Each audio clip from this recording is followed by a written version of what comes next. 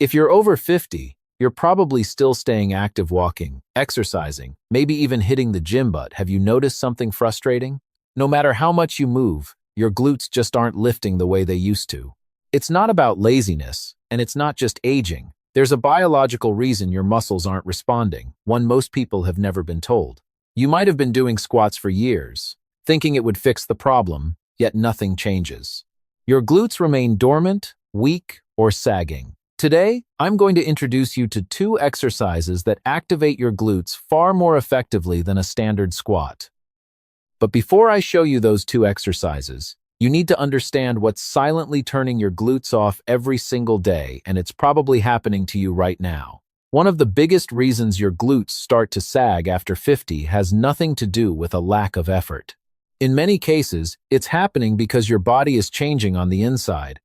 As we age, important hormones that help maintain muscle mass begin to decline.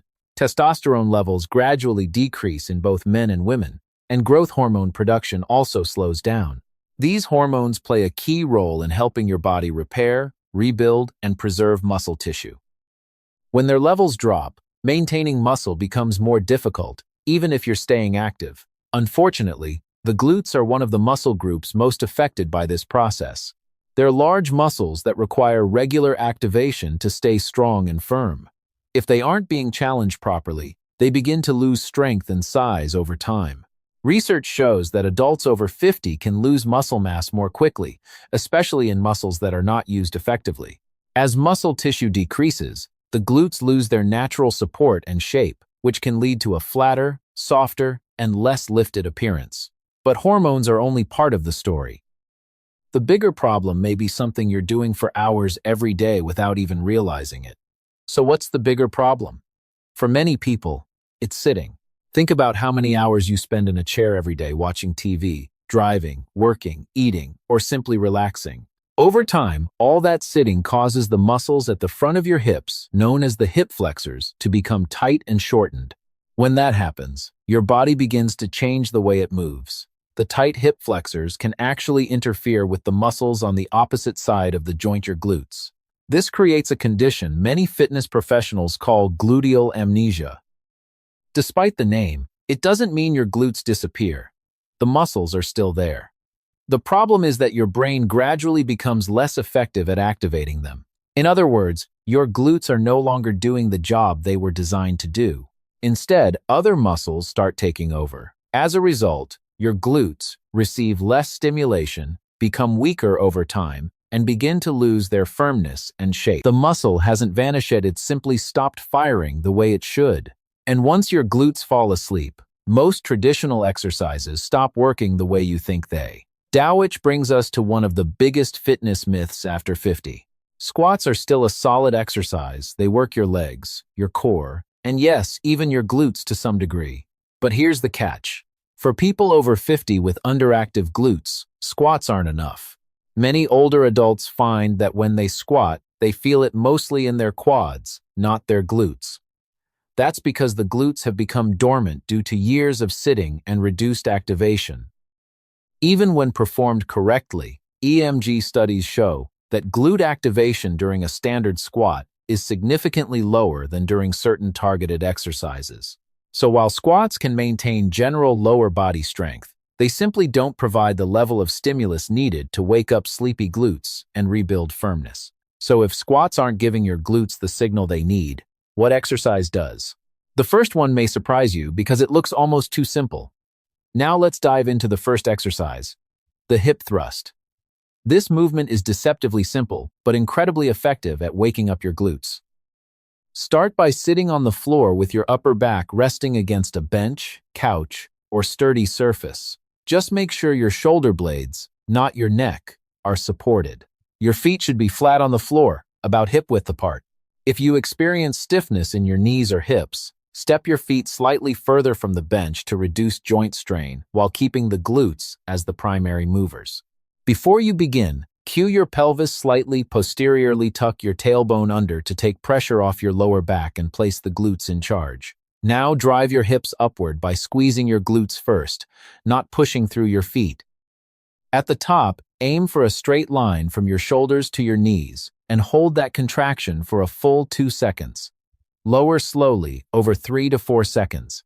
If you feel it in your lower back, your hips may be too low at the top. If it's mostly in the hamstrings, adjust your feet closer. Perform 3 sets of 10 to 15 reps.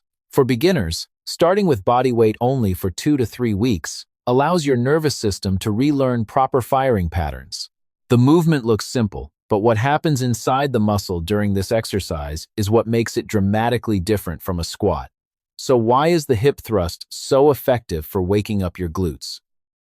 EMG research shows that this exercise can activate your glute muscles at 70 to 90% of their capacity, far higher than a standard squat. The reason is simple. The load is placed at the point of full muscle contraction, where stimulation is strongest.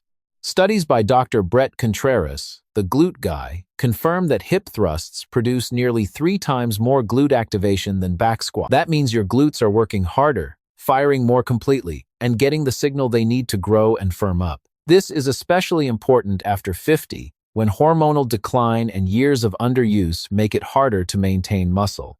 By targeting the glutes at their peak contraction, hip thrusts directly counteract muscle dormancy and help rebuild strength and shape.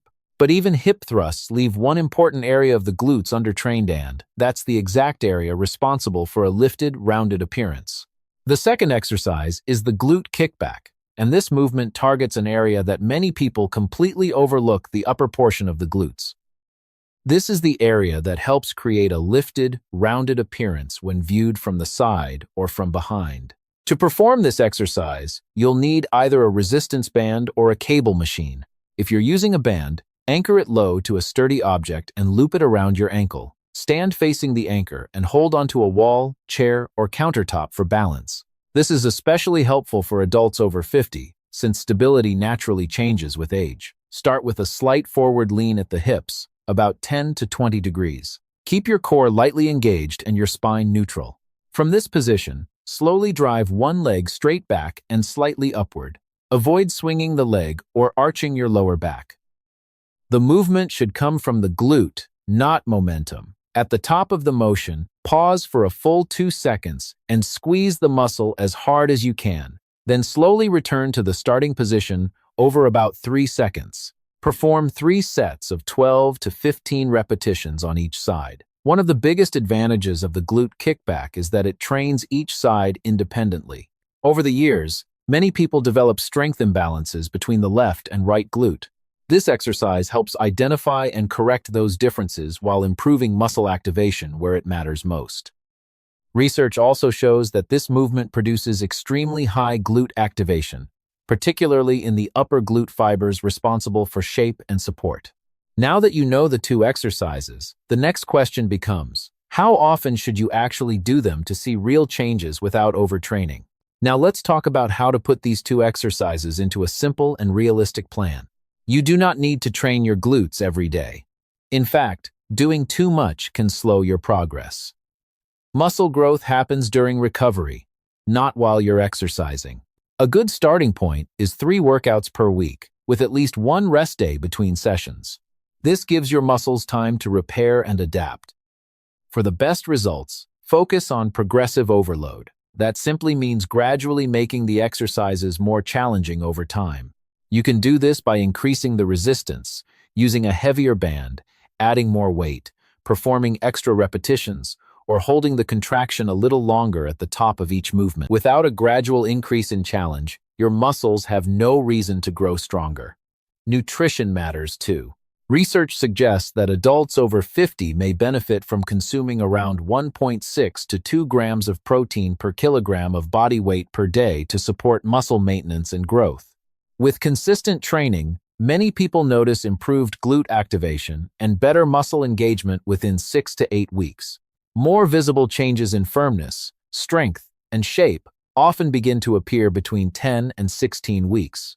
And before you assume sagging glutes are simply an unavoidable part of aging, there's one final truth the research makes very clear. Remember, sagging glutes after 50 isn't just about age. Your muscles can still respond to the right stimulus, and with consistent, targeted training, you can rebuild strength and shape. The 2 exercises we covered, the hip thrust and the glute kickbacker, grounded in science, require no surgery, and have no gimmicks. They specifically target the muscles that matter most, helping wake up dormant glutes and improve firmness over time. If you found this video helpful, please take a moment to like it and subscribe to the channel. We share evidence-based health and fitness strategies designed specifically for adults over 50. I'd also love to hear from you. Have you ever tried hip thrusts or glute kickbacks before? Drop a comment below and let me know. Thank you so much for watching and for spending a few minutes investing in your health today. Stay active, stay strong, and I'll see you in the next video.